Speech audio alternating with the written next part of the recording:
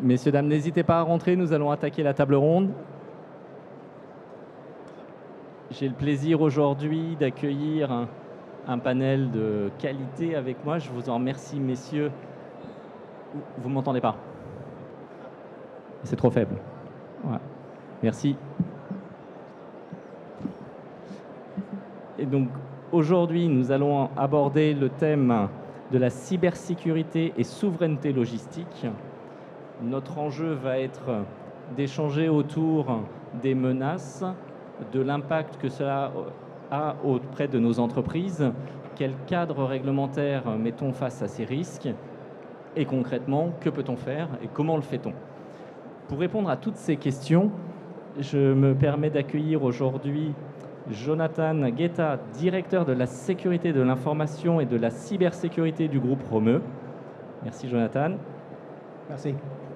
Je me permets d'accueillir également Baptiste Casagou, qui est partenaire chez Deloitte de la practice cybersécurité.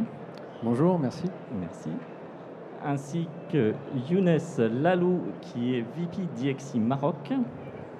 Et enfin, Yahya El Amrani, directeur général de Cires Technologies du groupe Tangemed.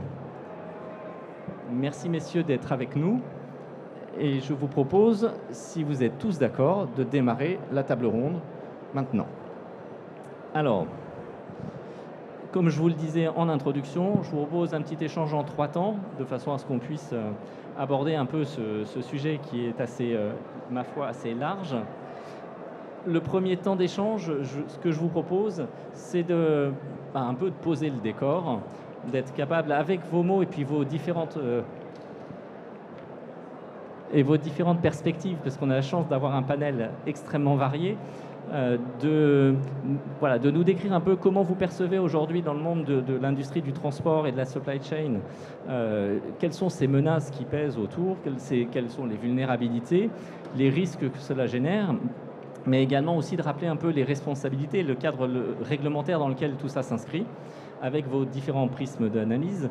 Et je vous propose de commencer de façon très concrète, Jonathan, avec vous, autour de, opérationnellement, comment vous vivez ça, quelle est votre réalité, et en tant qu'acteur logistique de ce secteur. Merci Laurent, en remerciant l'invitation. C'est un sujet qui est très important pour le monde de la logistique. C'est quelque chose qui est compliqué et chaque fois, elle avance plus rapide qu'on peut se prendre. Je dois vous demander de me pardonner parce que le français, c'est pas ma langue native et si je vous en prie, je peux vers les questions en anglais, d'accord? Dans le groupe Romeo, on a fait un choix très stratégique de faire la cybersécurité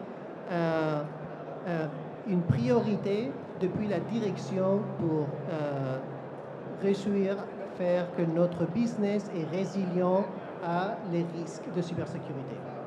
Alors, je passe à l'anglais. Nowadays, one of the big issues that we have is the fact that the cybersecurity paradigm is shifting constantly. We are finding out that at the speed that we are trying to adopt new technologies, we are introducing new risks that are difficult for us to actually catch up with controls and safeguards to be able to make sure that those risks are reduced. So in Group Romeo, I can see nowadays 3 categories of risks that are primordial. The first one is the identity. Nowadays, when we implement new and modern technologies, everything that gives access to information or the corporate network is tied to the identity. So for us, we are adopting the fact that the identity is the new border, is the new perimeter, is the new area of security that needs to be secured at the maximum level to avoid inadequate, erroneous, or in the worst case scenario, malicious access to corporate networks. The second one is the fact that we need to be able to understand the whole ecosystem of our dependencies with our partners, with our clients, and with our service providers. Some of them are in this table as well as service providers of ours. And it's important to understand the whole picture because you cannot secure what you do not know that you have. Nowadays, each one of us is a different link in a supply chain. And it's not a linear supply chain where we have one link and the other and the other. It's actually a very complex, interconnected, multi-link chain of interconnections between our partners, our clients, our providers. And we need to be able to make sure that the link that is under our control is secured to the maximum level. And it's important that we know the risk that is presented by the rest of links that we are connected to provide a service to our clients. The third one is basically introduced as a risk because of the evolution of technology itself. Nowadays, we're implementing AI faster than we are able to govern. We are implementing cloud technologies faster than we are able to govern. And yet, it's imperative that we do so to be able to stay competitive, grow exponentially, extend our reach, and the services that we provide to our clients. Those are the main ones that we see on a day-to-day basis. Merci Jonathan. Du coup, c'est intéressant. Comment fait-on, messieurs, aujourd'hui, face à ces risques qui sont en permanente mutation, cette réglementation qui peut, et là vous allez m'éclairer à ce sujet, qui peut être à la fois réactive, mais parfois un peu en anticipation. Comment, déjà, quelle est la place de cette réglementation? Et puis surtout, comment, en tant que dirigeant d'entreprise aujourd'hui, comment je dois prendre ces sujets-là, comment ça m'impacte et qu'est-ce que cela va changer dans ma façon de piloter les risques en entreprise? Est-ce que c'est une question qui t'inspire? Oui, bien sûr. Alors, je crois que le Royaume du Maroc a la chance, assez récemment, d'avoir mis en place des fondations réglementaires qui permettent de partir déjà sur de bonnes bases. Donc, c'est la loi 0520 de la DGSSI qui pose un cadre pour les infrastructures vitales, les opérateurs critiques, dont les opérateurs de supply chain font partie. Ça permet d'avoir, je dirais, une base réglementaire où tout le monde parle le même langage et on peut avoir un minimum de contrôle et de compliance à distribuer dans chaque opérateur vital. Donc je crois déjà que le cadre réglementaire, il est nécessaire, il doit être imposé par l'État c'était, je crois, le rôle de la DGSSI de porter ces législations au Royaume. Et on le voit en fait dans la plupart des pays dans lesquels Deloitte opère, on voit ce cadre réglementaire émerger très fortement. Alors quel impact sur les dirigeants? Eh bien, en fait, on voit aussi que les dirigeants ont besoin de prendre ce sujet, non pas sous un aspect technique, parce que c'est un peu le problème des experts de la cybersécurité dont je fais partie, je me mets dans le lot aussi, c'est de parler un langage technique qui ne parle à personne. Personne comprend ces questions qui peuvent être très virtuelles, où on sent que les menaces, elles sont hybrides, elles viennent de n'importe où, et donc c'est très difficile de comprendre la source de ces attaques et de comprendre comment protéger finalement ces assets. L'important pour un dirigeant, c'est de traduire ça en impact opérationnel. Combien ça va me coûter si ma ligne de production, si ma supply chain est disruptée par une cyberattaque? Et là, du coup, on parle un langage complètement différent. On parle un langage opérationnel, on parle un langage de board, et on peut couvrir ces risques, soit de façon assurantielle, soit de façon technique, mais on apporte un éclairage en termes de risque opérationnel et non plus en termes de risque technique, ce qui permet aux dirigeants d'entreprise de le prendre en compte. Voilà. Merci. Alors du coup, la transition est toute faite et je t'en remercie. Younes, tu vas pouvoir compléter la réponse sur la partie, à mon avis, aussi technique, puisqu'on parlait de cette mutation du risque. Nos systèmes d'information aujourd'hui, comment évoluent-ils? Est-ce qu'ils sont en retard? Est-ce qu'ils sont prêts par rapport à ces nouveaux challenges? Quelles sont les briques que l'on rajoute aujourd'hui pour répondre à ces problématiques? Peux-tu nous éclairer sur le sujet? Bonjour, oui, absolument. Donc déjà, Ce qu'il faut savoir, c'est que le développement des systèmes d'information dans le monde de la logistique et des transports se fait dans un environnement qui est plutôt un écosystème et pas uniquement au sein de l'entreprise en soi. C'est-à-dire les différents logisticiens opèrent dans un écosystème avec des sous-traitants, avec une chaîne qui est interdépendante et qui est fortement liée. Et quand bien même on peut faire évoluer sa propre infrastructure et ses propres technologies IT, il est important que ça puisse être fait dans un cadre plutôt écosystémique plutôt que dans un cadre qui est indépendant. Et à ce titre-là, le fait qu'on ait cette interdépendance, d'un côté, ça améliore la performance des systèmes d'information d'une manière générale, mais d'un autre côté, ça crée des superficies d'attaque, des surfaces d'attaque qui sont beaucoup plus larges, et ce qui fait que les entreprises sont beaucoup plus vulnérables aux attaques qui peuvent leur être faites.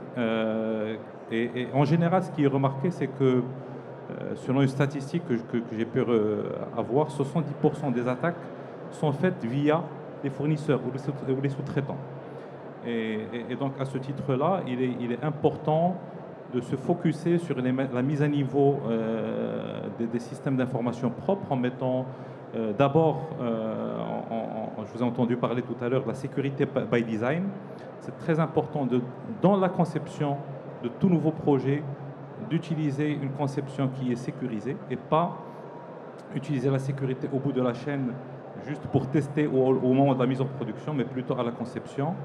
Et également s'assurer que les briques de base, les EDR, les firewalls applicatifs et toutes ces briques, on va dire, techniques sont bien implémentées.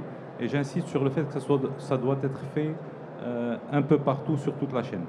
Et puis finalement, ce qui est important également à savoir, c'est qu'il y a un certain nombre d'écueils ou d'erreurs qui sont faites aujourd'hui, en tout cas qu'on remarque à travers nos différents clients, parce qu'on gère des clients dans le monde de la logistique, que ce soit dans le monde du retail, dans le monde du transport, dans le monde de l'aéroportuaire, et dans ces différents domaines, on remarque que souvent la sécurité est considérée comme une annexe, on va dire, du département digital, alors que l'évolution aujourd'hui fait que la cybersécurité fait partie du business.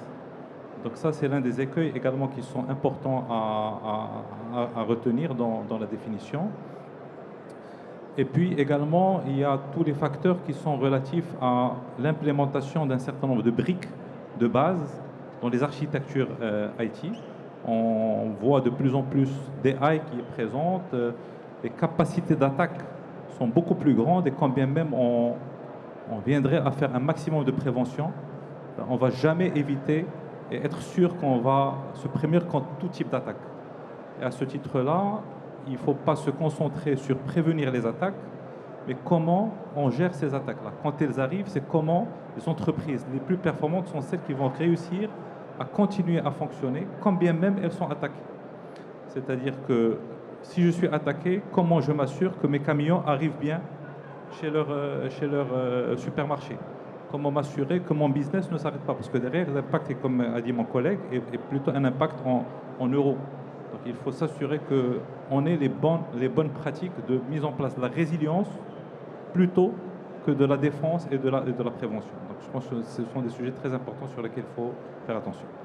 Alors du coup, j'ai une question qui n'était pas prévue, mais je vais vous demander tous les trois de réagir avec vos prismes, parce que je trouve qu'ils sont très complémentaires. La question qui me brûle les lèvres, c'est dans ce nouvel environnement ou ces nouvelles contraintes qui apparaissent, l'aspect culturel, pour moi, est important. Est-ce que vous pouvez le décrire avec vos mots, les changements de culture que vous voyez chez vos clients ou que vous voyez dans votre entreprise par rapport à cette sécurité? Alors, moi, ça me paraît évident dans l'industrie de la défense dans laquelle je suis très souvent, mais dans des entreprises qui ne sont pas de ce secteur-là, la cybersécurité amène-t-elle un changement de culture, de posture? Comment vous voyez ça à travers votre société, Jonathan, et vous avec vos clients? If you allow me, I'll answer with the perspective of where I'm at nowadays. I spent 15 years working in the United States in law enforcement, FBI, and DHS in the in task forces to fight crimes against children regarding technology. And later, 5 more years in banking as cybersecurity specialist.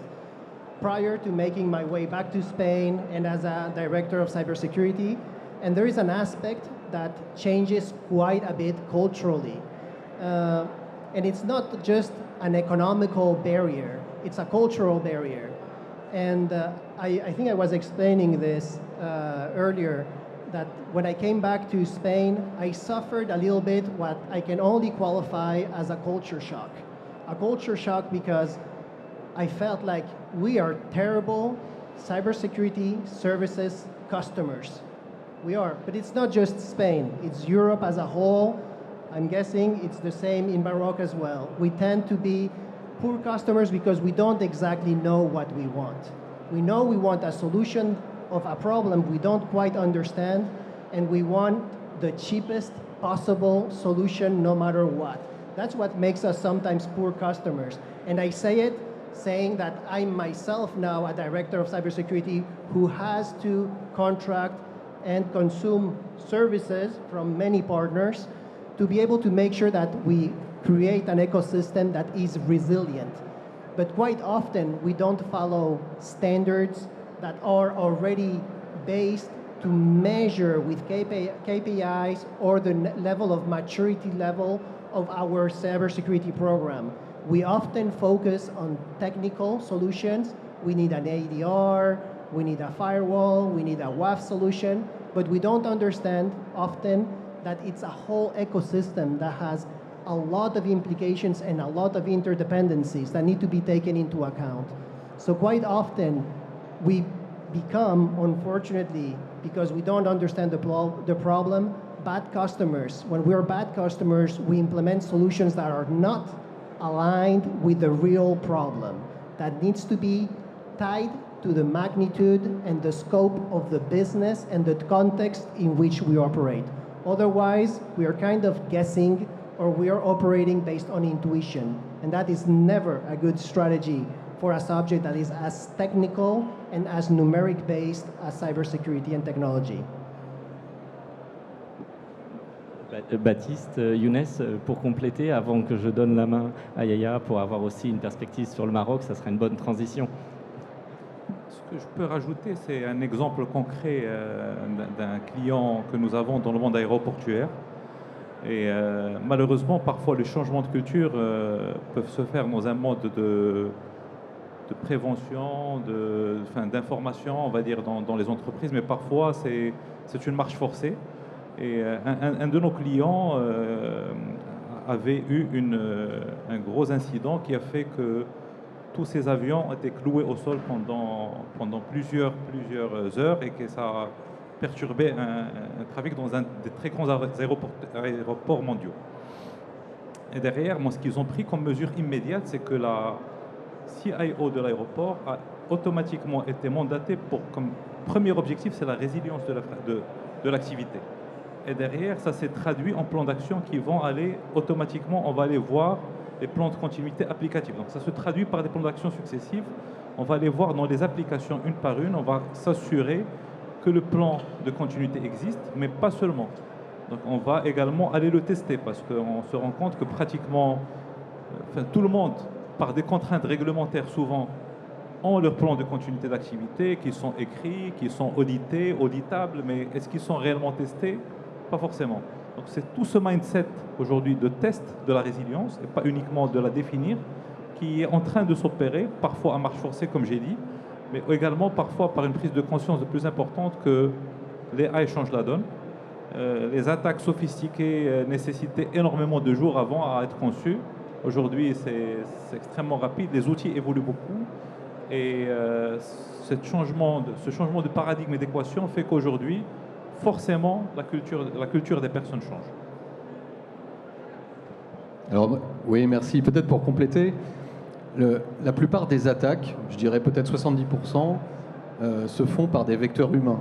Ça veut dire que chaque employé est le maillon faible, finalement, de l'entreprise et peut être le vecteur d'une attaque. Et en réalité, sur l'ensemble de nos clients, moi j'ai une vue personnelle, assez pessimiste sur ces changements de culture. C'est-à-dire penser que chaque employé qui a son travail à faire va être conscient de ces, je dirais, de ces contraintes techniques à ajouter en plus de son travail, c'est très difficile à faire. Et donc finalement, ça ne se fait pas sans résilience. Donc c'est exactement ce qu'expliquait mon voisin. C'est vraiment permettre la continuité des opérations, en réalité, la prise et l'acceptation d'un certain risque. Mais il ne faut pas compter sur un changement culturel à tous les étages de l'entreprise. La plupart d'ailleurs de ceux qui font porter vraiment les risques de l'entreprise sont souvent au top management en réalité, plus que les employés. Mais il faut compter sur plus de contrôle, plus d'audits, plus d'exercices de crise pour permettre à l'entreprise de fonctionner et ne pas penser qu'en faisant des exercices de phishing, comme on en a tous fait dans nos entreprises, on va protéger les gens. Ça sert à quelque chose en termes de sensibilisation, mais ce n'est vraiment pas un moyen efficace pour contrer les cyberattaques aujourd'hui, surtout avec l'arrivée de l'intelligence artificielle. Merci. Donc, Yaya, du coup, j'ai 2 questions pour toi. La première, en termes sur l'aspect culturel, comment tu le vois au Maroc? Et la deuxième, ça sera une question, je dirais, un peu plus large. C'est, il y a une démarche cybersécurité Maroc 2030 dans le cadre de la feuille de route de digitalisation d'IA.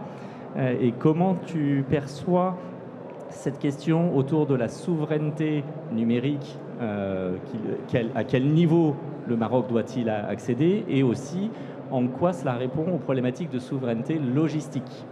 Vous nous éclairez un petit peu sur ces problématiques souveraines pour compléter un peu cette introduction sur ce contexte. Alors pour le premier point sur le volet de la culture, oui, c'est bon comme ça ? C'est mieux. Donc sur le volet culturel, je dirais qu'effectivement sur les dernières années, de ce que je vois, il y a réellement une certaine conscience qui est en train d'être prise par le top management, surtout aujourd'hui, qui est plus conscient que suite à la numérisation, à la digitalisation du business, la donnée est devenue un élément business critique, indispensable. Je dirais même le business en lui-même. Et par conséquent, le mindset est en train de changer. On n'est plus sur un mode de voir la cybersécurité de la donnée comme étant simplement un outil, je dirais, IT, de la direction des systèmes d'information en tant que tel. Mais c'est aujourd'hui une vision qui commence à s'intégrer totalement dans le monde business. La cybersécurité, aujourd'hui, est l'un des piliers business de toute activité, quelle qu'elle soit. Je dois, comme ont dit mes collègues tout à l'heure, je dois garantir une continuité de service en temps de crise. Et là est le rôle à jouer d'une manière importante de la cybersécurité. Quand on parle de cybersécurité, on a tendance à penser à protéger des données, à me protéger moi-même, mon infrastructure. Alors que la réalité va au-delà. On a parlé de résilience, qui est un terme très important, parce qu'en réalité, la résilience ne définit pas un système impénétrable ou intouchable. Ce qu'elle définit tout simplement, c'est une capacité d'un système ou d'un écosystème de continuer à opérer, même en cas d'attaque et en cas de crise. Et c'est là l'objectif de la partie cybersécurité ou de l'idée aujourd'hui qu'on a de la cybersécurité. Cette culture commence à s'installer, cette culture commence à être perçue de cette manière. Et si avant, par exemple, quand on demandait des réunions pour discuter cybersécurité à des entreprises ou des entités stratégiques, on avait face à nous généralement des DSI tout le temps. Aujourd'hui, on a face à nous des décideurs, des top managers, des PDG, des présidents, des directeurs généraux qui, eux, maintenant s'intéressent à ce volet parce qu'ils ont pris conscience que c'était leur business aussi, le fait de mettre en place une politique rassurante à ce niveau-là. Ça, c'est pour le premier point culturel. Donc oui, il y a un changement, et un changement suite à cette forte digitalisation du business qui a eu lieu sur les 5-6 dernières années. Et pour le deuxième point de la deuxième question, vous parliez de souveraineté. Oui. Alors, il faut comprendre qu'aujourd'hui, les gens ont tendance de confondre souveraineté et faire tout soi-même. C'est pas du tout le même sujet. La souveraineté est un élément qui est là pour garantir une indépendance dans les moments de crise. À savoir, je continue à décider de moi-même, je continue à prendre mes propres décisions, à opérer de la manière que je veux, à maîtriser mes flux, à savoir comment je dois procéder à tout moment. Et derrière, cette souveraineté est gagnée ou est réalisée basiquement quand on arrive à créer une sorte de continuité dans les moments de crise. Donc moi, si vous avez imposé la question, la souveraineté est directement liée à une continuité de service dans les moments de crise. Pour moi, c'est ça la réussite de la souveraineté. Maintenant, je catégoriserai 3 types de technologies qui pourraient impacter cette souveraineté. D'ailleurs, généralement, quand on parle de souveraineté, on parle automatiquement de dépendance. Il y a une dépendance maîtrisée, il y a une dépendance voulue et une dépendance non maîtrisée. La souveraineté, c'est simplement d'identifier mes dépendances, savoir quelles sont les dépendances que je dois maîtriser totalement, et par conséquent, ça s'allie à un type de technologie. Quelles sont les dépendances que je partagerai partiellement leur contrôle, et là on touche à d'autres types de technologies. Et enfin, quelles sont les dépendances que je tolère, que j'accepte dans le cadre de mon interconnectivité et interopérabilité avec d'autres écosystèmes. Et dans ce cadre-là, ça peut être des technologies tierces totalement allouées à d'autres entités ou même à l'international. C'est pour moi aujourd'hui la réflexion sur cette souveraineté qui vient d'arriver et que les entités commencent à penser un peu de cette manière. Au début, on était à la course de se dire non, non, la souveraineté, il faut que je fasse tout moi-même. On s'est rendu compte que par time to market, que par complexité, que par délai de réalisation, que pour différentes circonstances, même un sujet de compétence, on n'a pas la capacité de faire tout cela. Et si on s'obstine à essayer de le faire, tout ce qu'on fera, c'est perdre le train qui est notre train business de développement réel.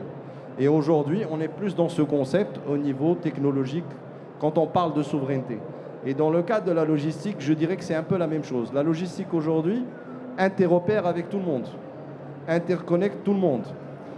Pour vous donner un exemple, demain j'ai un souci au niveau d'une zone industrielle, l'impact est au niveau logistique, au niveau portuaire, au niveau des imports, au niveau des exports, au niveau des autorités. J'ai un problème au niveau de la douane, c'est le même impact pour tout le monde.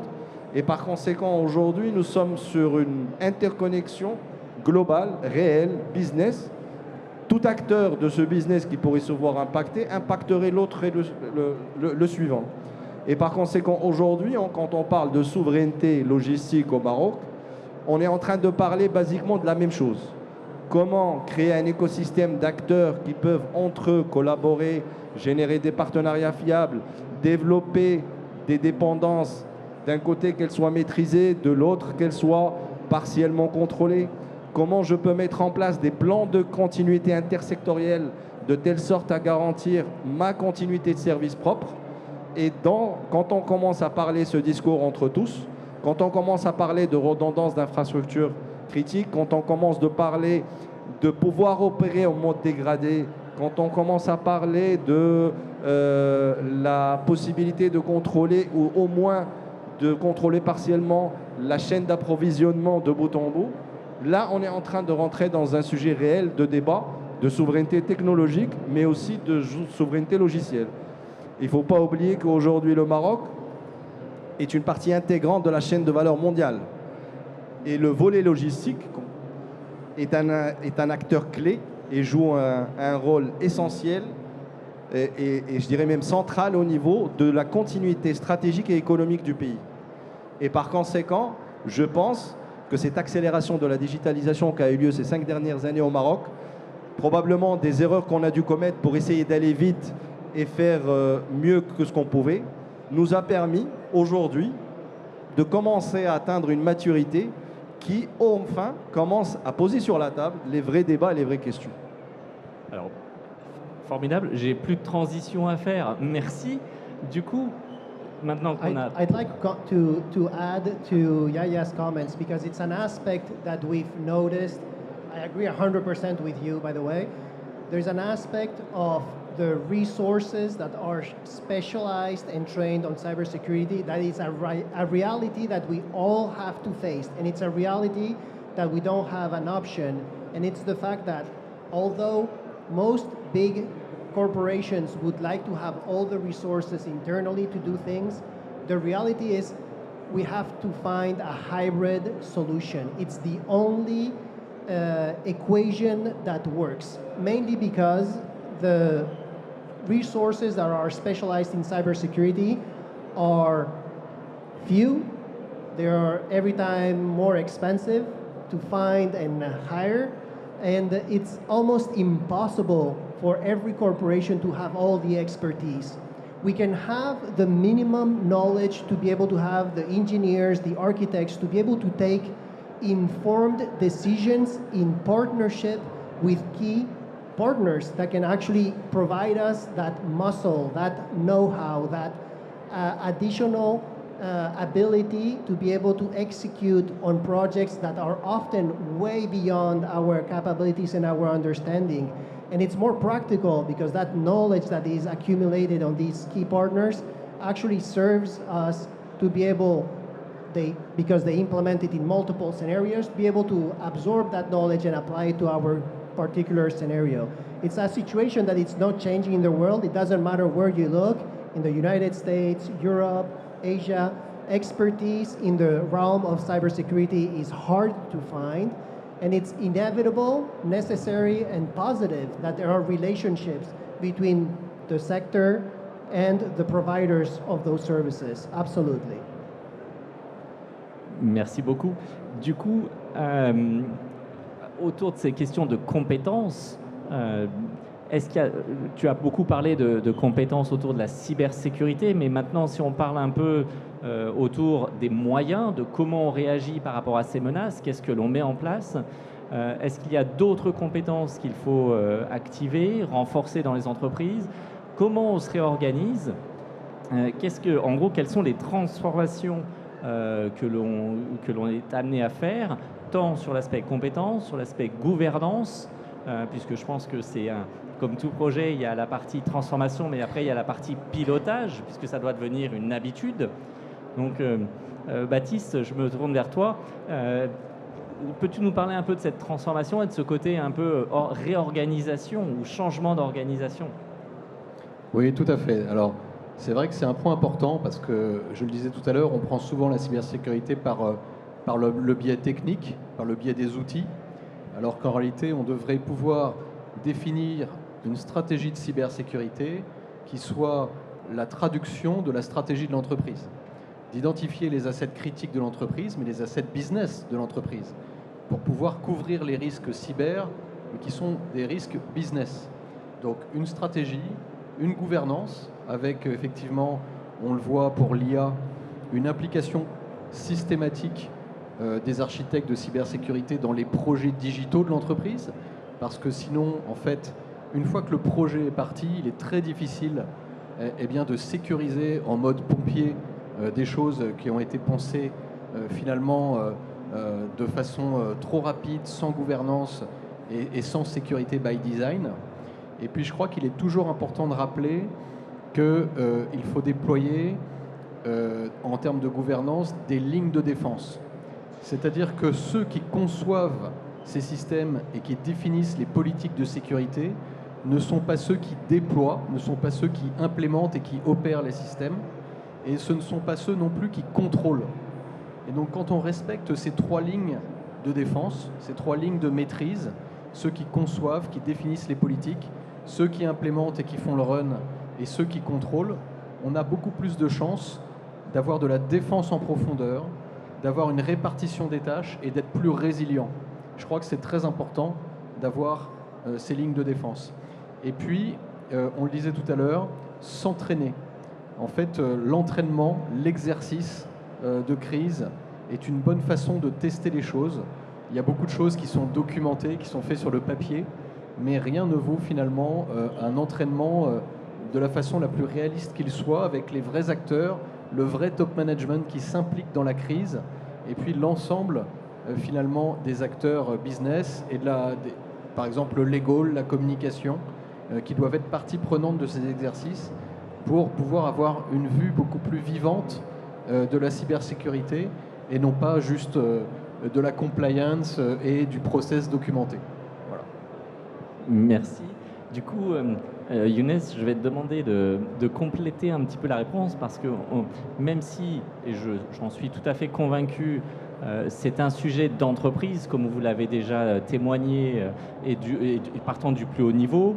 On vient de voir aussi que c'est un sujet culturel où chacun doit, dans son travail, au mieux prendre en considération des vulnérabilités de son activité, mais aussi de celles qu'il fait courir de par son aptitude à son entreprise et à ses partenaires, hein, puisqu'on est dans un univers connecté.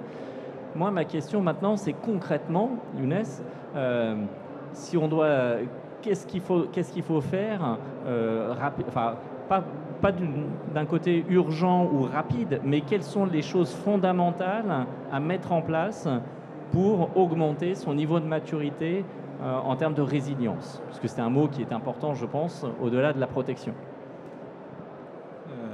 Absolument, et je rappelle rapidement et brièvement le contexte. On est au Maroc à la veille de l'organisation de la Coupe du Monde 2030. Ce secteur logistique est de plus en plus important, enfin logistique et transport, parce qu'on parle un peu des deux. On voit qu'il y a un certain nombre d'infrastructures qui sont en train de se développer d'une manière formidable, les autoroutes, les trains, etc. d'un côté, le secteur aéroportuaire, le secteur portuaire qui sont en train de se développer pour suivre justement tous les besoins dont le Maroc a fait face aujourd'hui et en préparation à la Coupe du Monde 2030. Donc, ce n'est plus un choix, c'est aujourd'hui une nécessité. Maintenant, une fois qu'on a dit ça, je pense qu'il faut d'abord, à très court terme, faire une correction des basiques.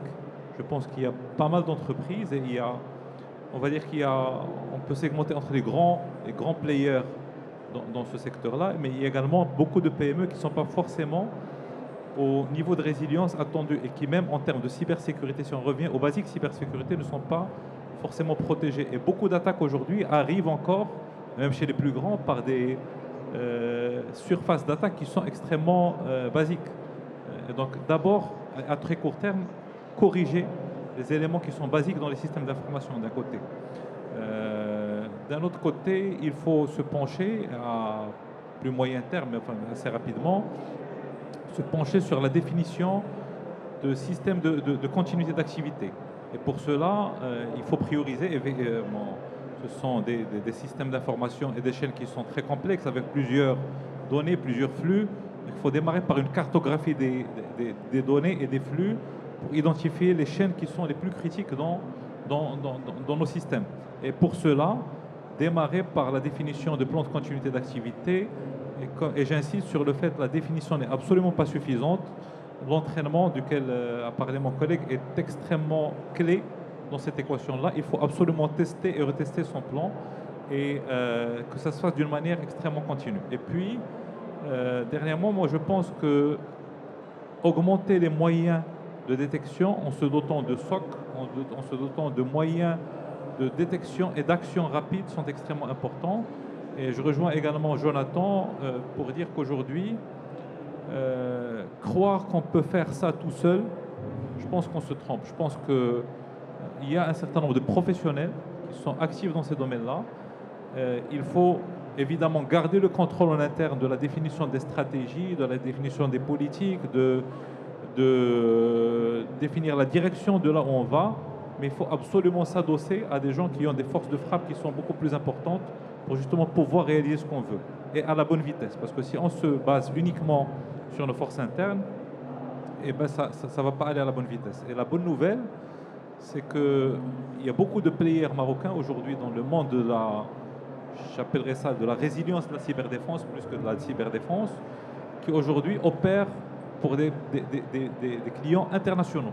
Donc ce savoir-faire-là existe également pour le compte de clients internationaux. Il faut profiter de ce savoir-faire qu'ont les Marocains pour justement l'appliquer au Maroc, aux clients marocains, aux PME marocaines. Donc ça, c'est également une des actions importantes. Et si on veut aller d'un point de vue un peu plus macro au niveau de l'État, on a vu le Maroc Digital 2030 et parmi ces axes importants, ce sont la préparation des talents et la préparation des talents dans le monde de la cyberdéfense. Aujourd'hui, il faut qu'il y ait beaucoup plus de ressources sur le marché qui sont actives dans le monde de la cyberdéfense. Aujourd'hui, il n'y en a pas forcément tant que ça et ne couvre pas forcément toutes les compétences qui sont nécessaires parce qu'aujourd'hui, Il ne suffit pas d'avoir des compétences d'un pentester pour dire qu'on a de la cyberdéfense. Il faut qu'on ait des architectes qui conçoivent un peu la résilience, la continuité. Il y a des architectes qui sont de plus en plus dans le cloud. Il y a des complexités technologiques qui arrivent de plus en plus. Il faut qu'on ait des gens qui arrivent à réfléchir à ce type de sujet également. Merci. Du coup, Yaya, j'ai une question pour toi. Dans le cadre, si on prend Tangemed ou MedHub, cette question de on ne peut pas tout faire tout seul est ressortie plusieurs fois. Donc j'aurais aimé avoir un peu ton avis sur le sujet. Et puis également, par rapport à la situation marocaine, l'implication des pouvoirs publics, les partenariats publics-privés, quelle est un peu ta perspective ou ta lecture sur ce point-là?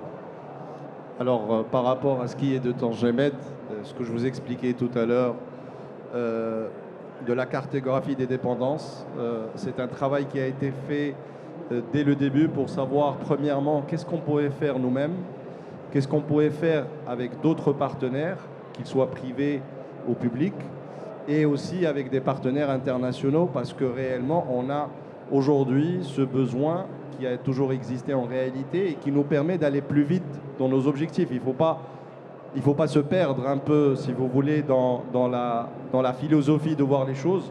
Il faut rester pragmatique. Le groupe a toujours une vision de développer les infrastructures propres, le business propre, la performance, la productivité. Et pour cela, on est conscient qu'il va falloir composer de plusieurs entités, chacune experte dans son domaine, chacune apportant même une vision différente du même domaine. Et cela permet un peu de rendre le projet plus attractif et plus réalisable. Quand vous analysez des projets en termes de time to market et en termes de résultats, vous vous apercevez que plus on travaille en écosystème, c'est-à-dire à plusieurs et à partager ce que chacun maîtrise le mieux, les projets réussissent plus vite, mieux, et tout le monde sort généralement avec une leçon qu'il a appris qu'il ne connaissait pas au démarrage du projet. Donc on s'interchange un peu les compétences, on s'interchange un peu les capacités et on crée des réseaux de confiance. Ce qui est important parce qu'aujourd'hui, nous sommes en train de travailler dans un monde interconnecté, tout le monde opère avec tout le monde et le mot confiance, généralement on ne donne pas beaucoup de valeur, mais aujourd'hui c'est un mot clé pour moi qui peut justifier de la réussite d'un projet. La DGSSI, par exemple, vous en parliez tout à l'heure. Pour moi, aujourd'hui, elle joue un rôle central, un rôle clé, puisque réellement, c'est un moteur de confiance pour toutes les entités autour. Et aussi, c'est un élément de normalisation qui permet d'accélérer tous les process derrière qui viendraient implémenter les sociétés. Donc, je crois à ce modèle. Et d'ailleurs, aujourd'hui, nous travaillons sur plusieurs projets avec des entités publiques, des entités privées, des entités internationales et étrangères, chacune apportant sa valeur, chacune apportant son savoir-faire, chacune apportant, si vous voulez, ce qui la distingue en termes d'expertise et en termes de modélisation du reste. Et aujourd'hui, nous avons des projets, on parle beaucoup de smart port, de smart city, de smart aéroport. Le mot smart est devenu très à la mode, mais le mot smart implique surtout le fait de pouvoir travailler tous ensemble de manière cohérente, en toute confiance, pour générer une valeur en termes même de résilience, à savoir, l'objectif aujourd'hui pour tout le monde, c'est de continuer à opérer quand il y a des soucis. Moi, quand je vais voir les clients en termes de cybersécurité, des entités publiques, généralement, la première question que je pose, de quoi avez-vous peur? Qu'on vous vole vos données ou qu'on vous bloque votre activité? À 99%, la réponse, non, l'activité ne doit pas s'arrêter. Donc, et pourtant, les gens, la majorité des gens continuent à avoir dans leur tête qu'il faut surtout ne pas me voler la donnée. Donc, quand vous rentrez dans une analyse de ce type avec les entités concernées, vous vous apercevez finalement qu'on cherche à mettre en place une interopérabilité des systèmes avec une cybersécurisation résiliente qui permette uniquement, ou principalement, pas uniquement, pardon, de continuer à opérer son activité, même en mode dégradé en cas de crise. Si on arrive à faire cela, les projets sont tous considérés comme étant réussis. Et les projets publics, privés en sont la preuve aujourd'hui. Merci. Alors du coup, je me retourne un peu maintenant vers l'audience. Messieurs, en guise de conclusion, je vous laisse le mot de la fin. Quelle serait le ou les deux conseils ou bonnes pratiques que vous voudriez donner à notre auditoire en termes de cybersécurité, de résilience et de confiance à gérer à travers leurs projets de digitalisation et de numérisation de la supply chain? I'll go ahead. I'll give you the two advice that I think it's been transferred to me and I've transferred to other people as well, is the fact that the board of directors, the bosses, need to be involved from the beginning. We always say jokingly halfway that there are two types of organizations, the ones that implement cybersecurity prior or after a cyber attack, because the fact that it's going to happen is an absolute guarantee. The difference is how capable are you going to be to detect, contain, react, and recover the status of those operations. I agree 100%. Yeah, the part that everybody is worried about is stopping the operations. The business cannot stop. Nowadays, everything that we do on our business depends on technology, and the technology is gaining in complexity exponentially. Every 5 years, it's more complex, it's more dependent, it's more interconnected. If there is one advice that we need to transfer is the fact that we need to involve the board of directors. The bosses need to understand the implications. Cybersecurity protects you against cyber attacks via reducing risks. But a cyber incident is not a technical issue, it's not a technological issue, it's not a cybersecurity issue, it's a business issue.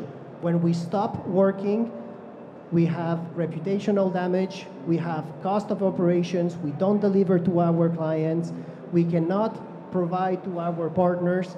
There is an obligation that we just cannot avoid. Merci. Baptiste. Peut-être simplement faire l'exercice ou demander à faire l'exercice de combien coûterait une cyberattaque en cas de rupture de la supply chain ou en cas d'arrêt de la production. Donc il y a des métriques qui existent, qui sont assez partagées. Et quand on se rend compte qu'on arrête d'opérer pendant 1 ou 2 journées, ou même parfois quelques heures, on pense à des compagnies aériennes par exemple, ça coûte très cher. Et donc la prise de conscience, elle devient assez immédiate quand on fait cet exercice financier. Et puis peut-être quelque chose de très concret aussi pour un COMEX, c'est de demander à son DSI eh bien, tout simplement la cartographie. Est-ce qu'il a la cartographie de ses assets ? Est-ce qu'il a la cartographie des business process critiques et de l'infrastructure informatique sous-jacente? Et en fait, souvent, on se rend compte que cette cartographie, elle est très incomplète, voire inexistante, alors qu'on ne part pas dans ce type d'opération qu'on peut qualifier d'hostile en cas de cyberattaque sans une carte. C'est la première des choses qu'il faut avoir pour pouvoir réagir. Voilà. Younes. Ce que je peux rajouter potentiellement, c'est effectivement le plus gros risque de tout ce qu'on dit, c'est l'arrêt d'activité. Et ça, c'est un risque qui est vraiment extrêmement important. Donc, parce que je pense, c'est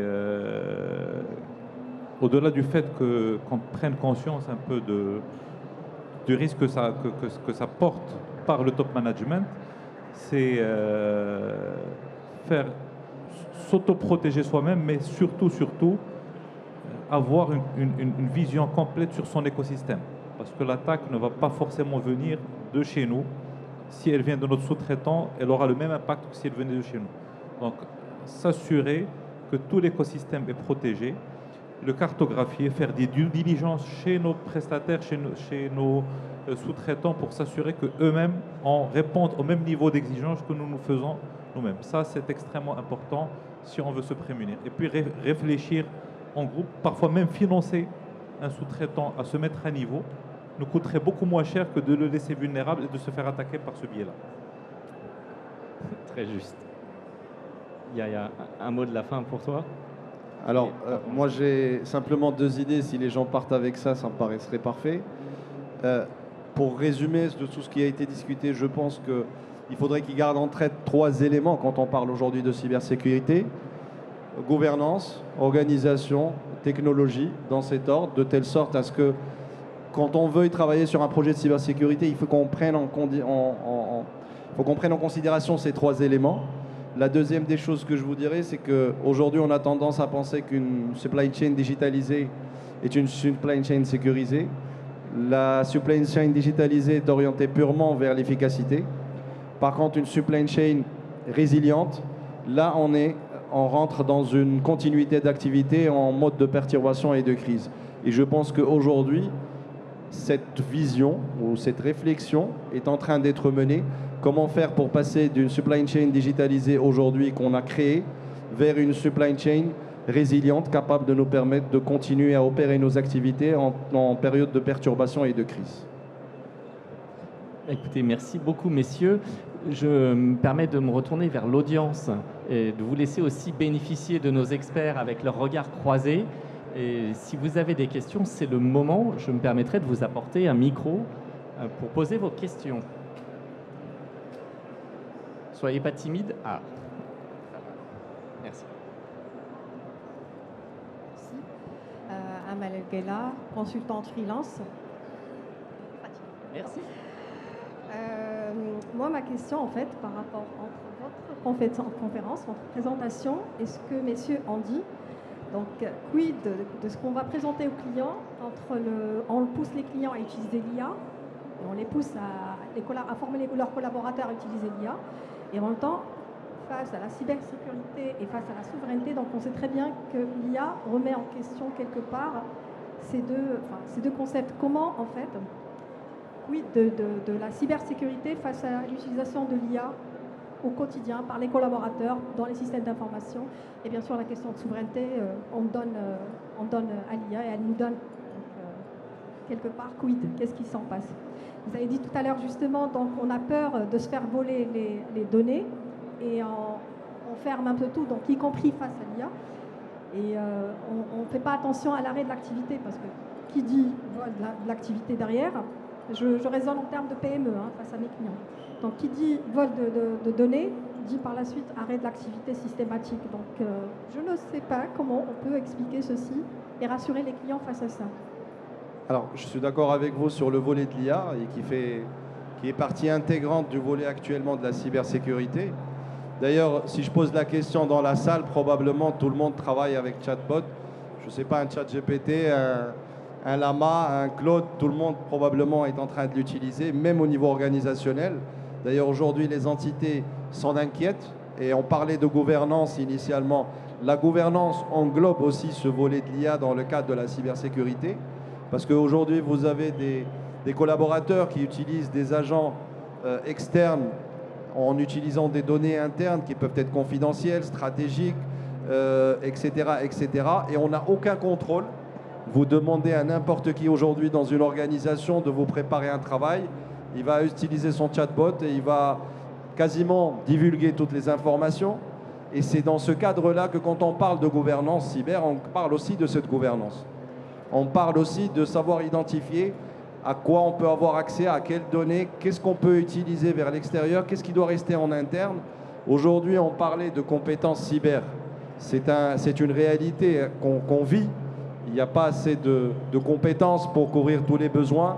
On s'oriente de plus en plus vers des agents IA cyber en termes de SOC analystes, Et aujourd'hui, on est en train de positionner ces agents IA pour garantir cette cybersécurité. D'où le premier point essentiel, si on veut réellement arriver à être dans une sérieuse ou performante, je dirais, résilience, le terme de la gouvernance. La gouvernance, c'est s'asseoir, réfléchir, identifier, cartographier, savoir qu'est-ce qui peut être externalisé, qu'est-ce qui ne peut pas l'être, qu'est-ce qui peut être travaillé via de l'IA, qu'est-ce qui ne peut pas être, quelles sont les données, quels sont les organes. Et à partir de cette gouvernance, on a une visibilité plus claire pour l'organisation, qui serait un peu l'organe qui viendrait derrière pour agir. Et enfin, la partie technologique qui se grefferait finalement sur cette gouvernance et cette organisation. C'est pas évident, mais c'est un travail qui commence par la gouvernance, à mon avis, si on veut avoir un contrôle minimum sur ce qu'on fait aujourd'hui.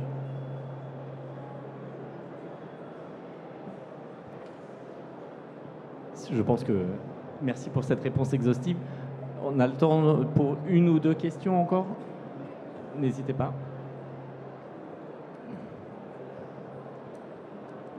Bonjour tout le monde. Je suis Mohamed Doujaji de Tongemet. Tout d'abord, je tiens à vous remercier pour la qualité des échanges et des informations échangées. Ma question, surtout c'est complémentaire à la question posée, c'est par rapport à l'émergence des techniques de l'IA utilisées pour la cybercriminalité. À votre avis, en tant qu'expert de domaine, est-ce que vous voyez aujourd'hui que les entreprises ils sont prêtes à faire face contre ces cyberattaques qui peuvent être engendrées par des techniques tellement avancées en utilisant de l'IA? Là, je mentionne un point. C'est juste entre parenthèses, c'est par exemple le mythos de Claude. Comme vous savez, il a détecté des vulnérabilités qui ont été là depuis 20 ans ou 25 ans et qui n'ont pas pu être détectées. Alors c'est à vous la parole, monsieur. Merci. Non, mais merci beaucoup pour cette question. Bon, la cybersécurité, ça a toujours été le jeu du chat et de la souris. C'est-à-dire le chat est toujours en retard par rapport à la souris, et donc le défenseur est toujours en retard par rapport à l'attaquant. C'est un principe de base et on ne changera pas beaucoup les choses. Donc bien sûr, les cyberattaquants vont utiliser l'IA de façon beaucoup plus efficace que les cyberdéfenseurs vont l'utiliser aussi. Mais il y a quand même un espoir que l'IA nous permette de mieux défendre. On a parlé des agents, notamment pour le SOC, dans la détection, mais aussi dans la rémédiation. Il va falloir que l'agentique nous aide à remédier. Alors Mythos, c'est intéressant. Donc Mythos, comme vous le savez, c'est l'utilisation d'un LLM qui s'appelle Claude pour découvrir des vulnérabilités critiques dans les systèmes d'information. Et donc ça a découvert des milliers de vulnérabilités, forcément, qui étaient là depuis très longtemps, comme vous le soulignez. Mais en réalité, c'est très impressionnant en termes de volume, mais ça ne résout pas la rémédiation. Détecter des vulnérabilités aujourd'hui, on le fait déjà à l'échelle. Quand mes équipes vont auditer des logiciels en SaaS, on découvre déjà des milliers de vulnérabilités en production. C'est déjà le cas. Donc en fait, cette information est assez marketing. Elle n'apporte pas de solution en termes de rémédiation.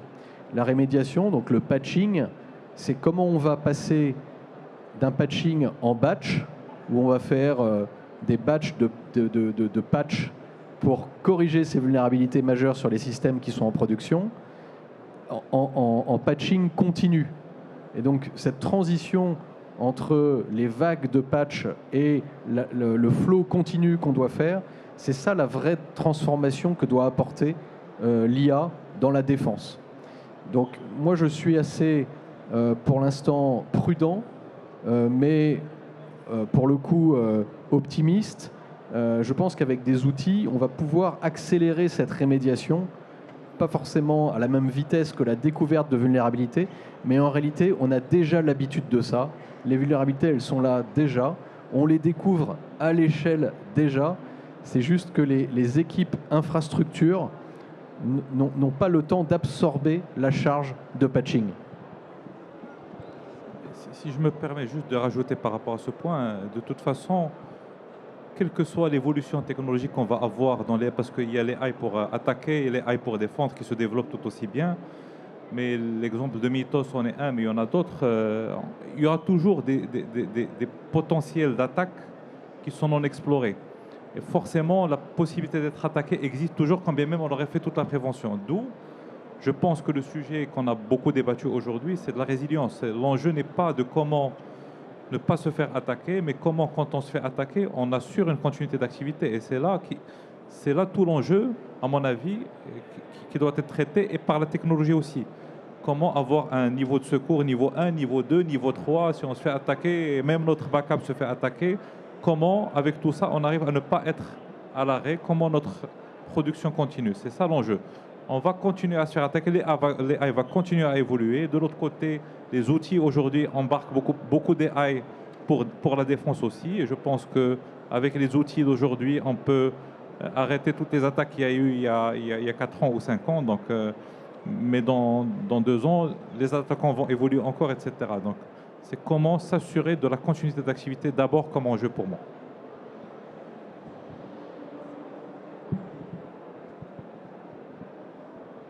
Merci. I will speak in English.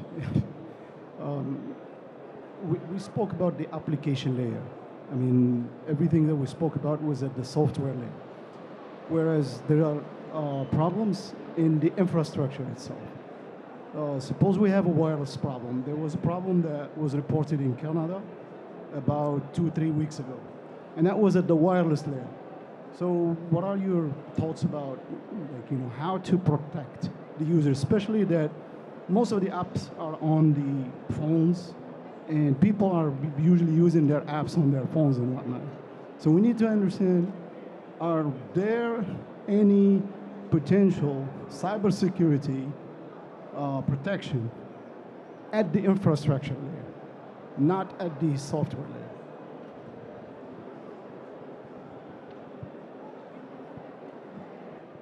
I can try to explain the strategy that we are trying to employ to be able to curve a little bit the risk.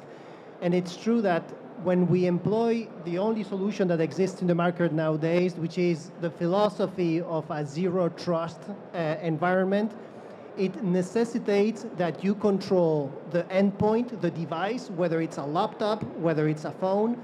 And unfortunately, it requires something that is uncomfortable for all companies, and it's the fact that we are used to using our mobile phone as a personal device, and as time evolves, it's requiring that people work with an enterprise, fully managed device, both for their laptop and their cell phone, which allows you to be able to control a little better the whole environment from an infrastructure perspective. That is part of the reason why I said that the identity is almost what starts gaining more meaning, mainly because once you have the infrastructure controlled, the endpoints controlled that access that infrastructure, and everything has the obligation of providing an identity that guarantees the access, you can add to it the layer of multi-factor authentication. You can add to it conditional access policies to make sure that even if those identities are stolen through some kind of AI-powered social engineering with phishing, at least even if they give them both the username, the password, and the second factor authentication token, they still hit the wall of the conditional access that only allows enterprise managed devices to get access to the resources. Of course, that is very intrusive to the way of doing business because most people don't like walking around with two phones, one for their personal and one for the enterprise, but it's sadly the path that it's inevitable over time.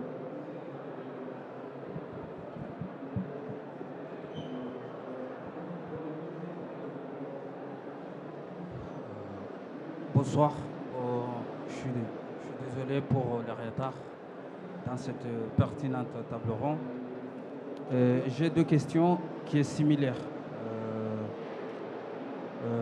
Comment l'entreprise peut-il mettre en place une gestion des risques efficace? Est-ce qu'il y a des bonnes pratiques individuelles qui permettent à éviter les attaques ou bien il y a une solution par rapport à ma question?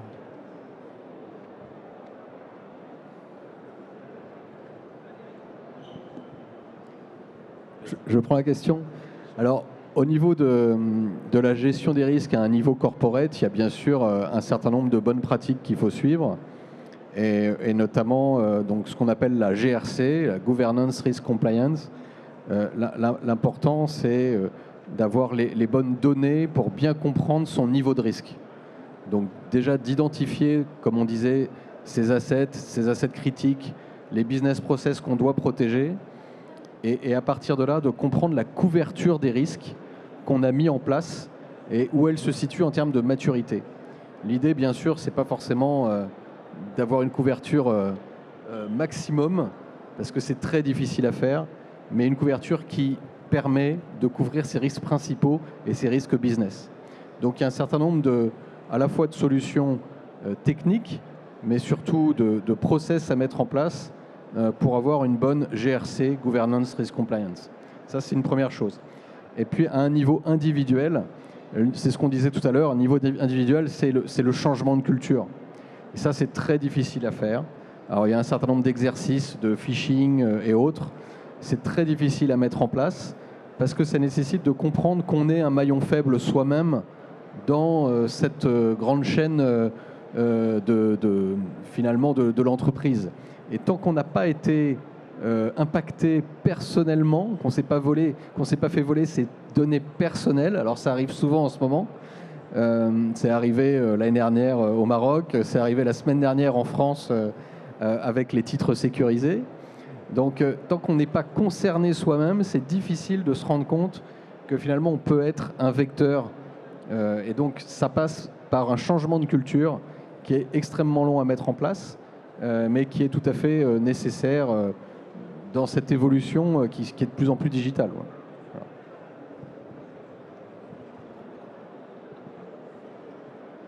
Une dernière question. Bonjour. Bon, en tant que logisticien, est-ce qu'il y a moyen d'avoir un tableau de bord, par exemple pour un responsable, si par la suite on est attaqué au niveau cyberattaque? Est-ce qu'il y a moyen d'avoir une application d'une prévention au niveau réseau, au niveau interne de l'entreprise?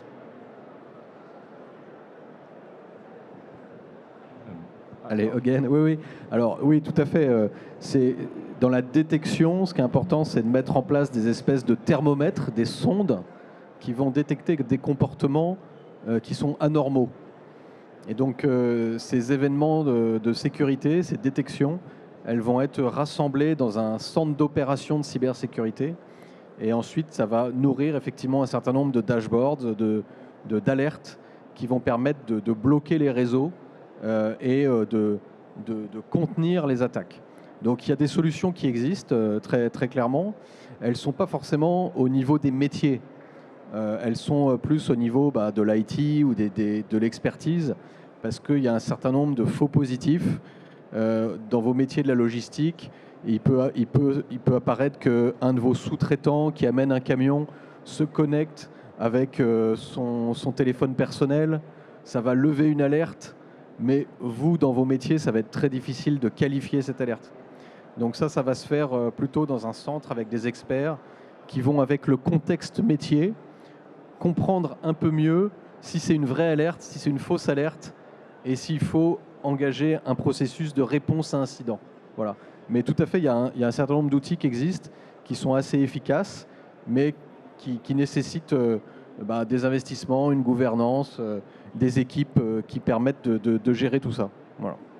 Je pense que le point également à retenir là-dedans, c'est que la complexité aussi, c'est qu'en général, les dashboards qui existent sont plutôt des dashboards avec des terminologies qui sont techniques et qui ne sont pas forcément simples à comprendre par quelqu'un qui n'est pas du domaine de l'IT. Et les top managers, en général, ne sont pas forcément des techniciens.